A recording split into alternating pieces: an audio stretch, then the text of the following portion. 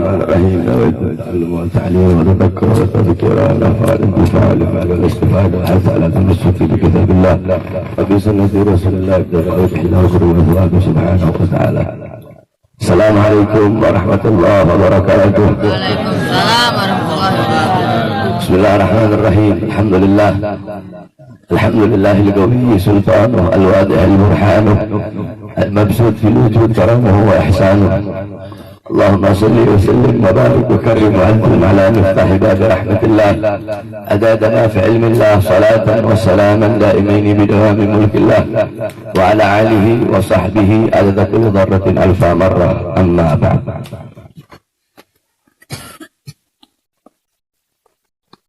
Bismillahirrahmanirrahim.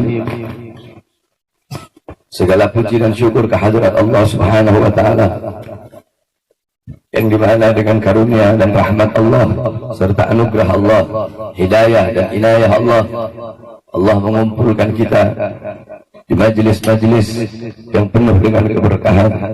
Mudah-mudahan dengan duduknya kita di majelis ilmu, di majelis zikir, Allah Subhanahu wa taala menjadikan kita hamba-hamba yang taat kepadanya, hamba-hamba yang patuh kepada segala perintahnya, hamba-hamba yang melaksanakan kewajiban-kewajibannya, dan hamba-hamba yang selalu menjauhi daripada perbuatan-perbuatan dosa kepadanya. Amin amin ya rabbal alamin. Bab selanjutnya adalah bab tentang riyadhah dan kecenderungan hawa nafsu. Bab tentang riyadhah dan kecenderungan daripada syahwat. Bismillahirrahmanirrahim. Auhallahu ila Musa alaihi salam, ya Musa, in aratta an akuna agrab ilaika min kalamika ila lisanika wa min waswasati qalbika wa min ruhika ila badanika wa min nuri basarika ila ainika wa min sam'ika ila udunika fa akthar min salati ala Muhammadin sallallahu alaihi wasallam. Qala ta'ala wal tandur nafsun ma qaddamat li ghadin, yakni ma amilat li yaumil qiyamah. Allah Subhanahu wa taala mewahyukan kepada Nabi Musa alaihi salam, ya Musa, wahai Musa, in aradta, jikalau engkau mau, an akuna, bahwasanya aku menjadi akrabu ilaika, aku menjadi sesuatu yang sangat dekat kepadamu. Habib Rafiq,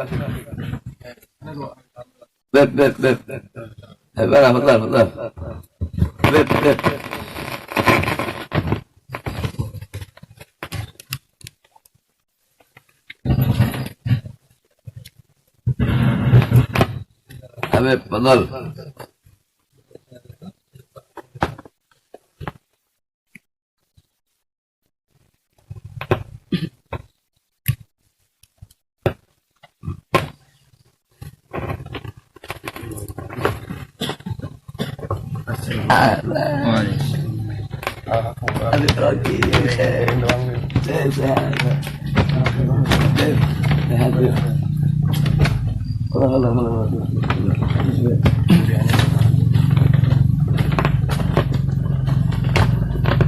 Bismillahirrahmanirrahim. Auhallahu ila Musa alaihi salam. Allah Subhanahu wa taala mewahyukan kepada Musa, ya Musa, wahai Musa, in aratta an akuna agrabu ilaika, wahai Musa, apabila engkau ingin lebih dekat kepadaku, wahai Musa, apabila engkau ingin lebih dekat kepadaku, min kalamika ila lisanika, lebih dekat kepadaku daripada dekatnya perkataan daripada mulut, wa min waswasati qalbika, dan daripada dekatnya waswas kepada hati, wa min ruhika ila badanika, dan lebih dekat daripada dekatnya ruh dari badan kepada badan, wa min nuri basarika ila ainika, dan lebih dekat daripada dekatnya cahaya pandangan kepada mata, wa min sam'ika ila udunika, dan lebih dekat daripada dekatnya pendengaran kepada telinga, fa akthar minas salati ala Muhammad sallallahu alaihi wasallam. Maka hendaklah engkau perbanyak bersolawat kepada Nabi Muhammad sallallahu alaihi wasallam. Al-Imam Ghazali memulai bab ini dengan bahwasanya Allah Subhanahu wa taala mewahyukan kepada Musa, "Hei Musa, kamu pengen dekat kepada aku? Engkau pengen aku lebih dekat kepadamu? Engkau pengen engkau lebih dekat kepadaku? Sebab apa? Lebih-lebih daripada dekatnya perkataan kepada ucapan." Kalau perkataan ini kan pasti lebih dekat kepada perkataan, pasti dekat dengan ucapan. Sebab ucapan perkataan keluar dari mulut. Lebih dekat daripada was-was kepada hati. Was-was selalu dekat dengan hati. Ruh dekat dengan badan. Cahaya mata dekat kepada mata. Pendengaran dekat kepada telinga. Kalau engkau ingin lebih dekat kepada aku daripada dekatnya perkataan kepada mulut, dekatnya was-was kepada hati, dekatnya rasa kepada hati, dekatnya cahaya mata kepada mata, dekatnya pendengaran kepada telinga, hendaklah engkau bersalawat kepada Rasulullah SAW. Ketika engkau bersalawat kepada Nabi Muhammad, ketika itu engkau lebih dekat kepada aku daripada dekatnya perkataan kepada mulut. Lebih dekat kepada aku daripada dekatnya perasaan kepada hati. Lebih dekat kepada aku daripada dekatnya cahaya pandangan kepada mata. Lebih dekat kepada aku daripada dekatnya pendengaran kepada telinga. Jadi Allah memerintahkan Nabi Musa untuk bersalawat kepada baginda Nabi besar Muhammad sallallahu alaihi wasallam. Segala sesuatu, tidak ada segala sesuatu yang bisa mendekatkan diri kita kepada Allah kecuali sesuatu itu berhubungan dengan baginda Nabi besar Muhammad. Dan tidaklah segala sesuatu itu menjadi mulia kecuali pasti sesuatu itu berhubungan dengan baginda Nabi besar Muhammad. Makkah menjadi kota yang mulia. Kenapa? Karena Makkah kota kelahiran Nabi Muhammad. Madinah menjadi kota yang mulia. Kenapa? Karena Madinah kota hijrah dan kota wafatnya Nabi Muhammad. Hajar Aswad menjadi batu yang mulia. Kenapa? Karena Hajar Aswad pernah dicium oleh bibir yang mulia baginda Nabi besar Muhammad. Na'lur Rasul, sandalnya Nabi, menjadi sandal yang paling mulia. Bahkan para ulama ikhtilaf mana lebih mulia, sandalnya Nabi atau Jibril. Jibril tidak pernah berhubungan langsung, berjumpa langsung dengan Allah. Jibril tidak pernah.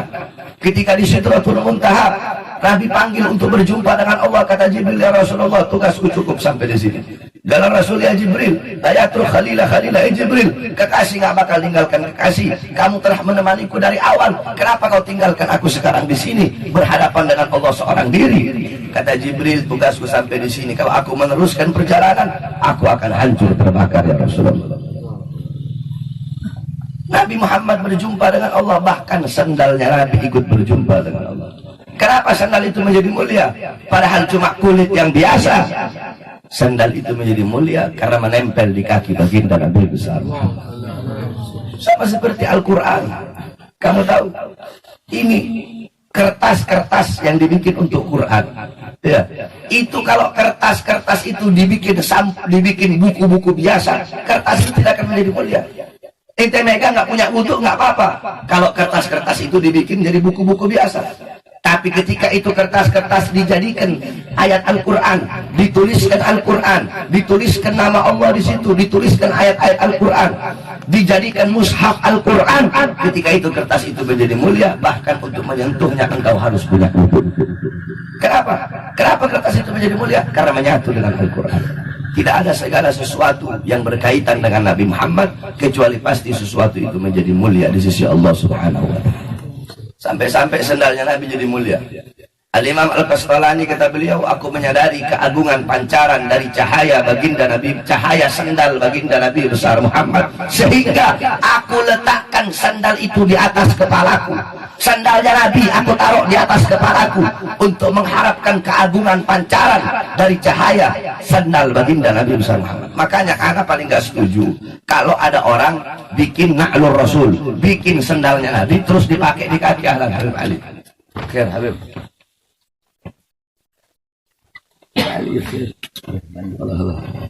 Makanya anak paling tidak setuju kalau ada orang yang bikin na'lur Rasul, bikin sendalnya Nabi terus dia pakai di kaki. Itu galil adab, nggak punya adab sama Nabi Muhammad. Al-Habib Umar, para ulama-ulama besar, sendalnya Nabi ditaruh di peci, dibikin gambar peci di sendalnya Nabi, ditaruh di kepala. Sendalnya Nabi tempatnya di kepala, bukan bikin di kaki. Boleh-boleh saja, bisa-bisa, tapi tidak ada adab kepada Nabi Muhammad. Sandalnya Nabi itu taruhnya di kaki. Sampai-sampai dalam asar pernah ada dapatkan dari guru-gurunya anak Nabiullah Yahya. Ada orang Yahudi tanya kepada Nabi Yahya, wahai Nabi Yahya, adakah Nabi akhir zaman? Naam. Ahmad ismuhu fis sama, Muhammad ismuhu fil ardh. Ahmad namanya di langit, Muhammad namanya di bumi. Siapa yang lebih mulia? Engkau atau dia yang lebih mulia? Apa kata Nabi Yahya? Jangankan aku dengan dia, aku dengan tali sandalnya saja belum tentu aku sama. Itu baru sandalnya Nabi itu. Jadi tidak ada sesuatu yang berkaitan dengan Nabi kecuali pasti sesuatu itu menjadi mulia di sisi Allah. Jadi Allah bilang sama Musa, hei Musa, kamu pengen aku lebih dekat kepadamu? Ya, kamu pengen aku lebih dekat kepadamu? Kalau kamu pengen aku lebih dekat kepadamu daripada dekatnya perkataan kepada mulut, daripada dekatnya pendengaran kepada telinga, daripada dekatnya perasaan kepada hati, daripada dekatnya pandangan, cahaya pandangan kepada mata, bersolawatlah kamu kepada baginda Nabi besar Muhammad sallallahu alaihi wasallam. Ketika engkau bersolawat, engkau akan lebih dekat kepadaku, aku lebih dekat kepadamu daripada dekatnya pandangan kepada mata, daripada dekatnya pendengaran kepada telinga, daripada dekatnya perasaan kepada hati, daripada dekatnya pandangan mata kepada mata. Imam Ghazali ya mengawali bab riyadhah, ya bab riyadhah dan kecenderungan nafsu melalui firman Allah kepada Nabi Musa tadi. I'lam, ketahuilah ayyuhal insan anna nafsa al-amarati bis-su' hiya a'dalaka min al-iblis. Ketahuilah wahai manusia, ketahuilah olehmu wahai manusia, bahwasanya nafsu itu selalu memerintahkan, selalu menyuruh kepada kesesatan, kepada keburukan, kepada kejahatan. Jadi namanya al-hawa, hawa nafsu. Hawa itu apa? Perasaan yang condong kepada sesuatu, itu hawa. Perasaan yang condong kepada sesuatu. Nafsu adalah jiwa. Nah, gal al-ulama, berkata para ulama, anna syahwata yusirul muluka abida wa sabra tusirul abida muluka. Sesungguhnya hawa nafsu, syahwat itu bisa menjadikan seorang raja menjadi budak. Sebaliknya, adapun kesabaran, ketabahan bisa menjadikan seorang budak menjadi raja. Kita manusia sempurna. Allah ciptakan kita manusia punya akal, punya nafsu. Al-bahaim, binatang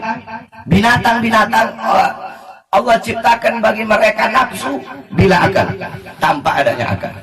Malaikat Allah ciptakan bagi mereka akal bila nafsin, tanpa nafsu. Kita manusia sempurna, Allah ciptakan akal dan nafsu. Apa-apa yang tidak ada pada binatang ada pada kita.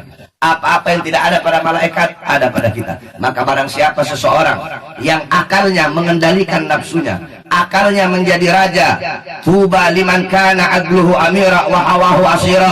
Beruntung bagi orang-orang yang akalnya menjadi raja dan nafsunya menjadi budak. Barang siapa yang akalnya menjadi raja, nafsunya menjadi budak, akalnya menguasai nafsunya, maka kedudukan ini orang lebih mulia daripada malaikat.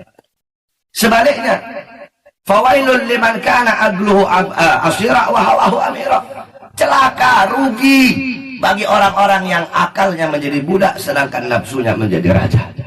Bagi orang yang akal menjadi budak, nafsu menjadi raja, kedudukan dia lebih hina, lebih dina daripada seekor binatang. Nah, oleh karena itu, jadikan engkau punya akal,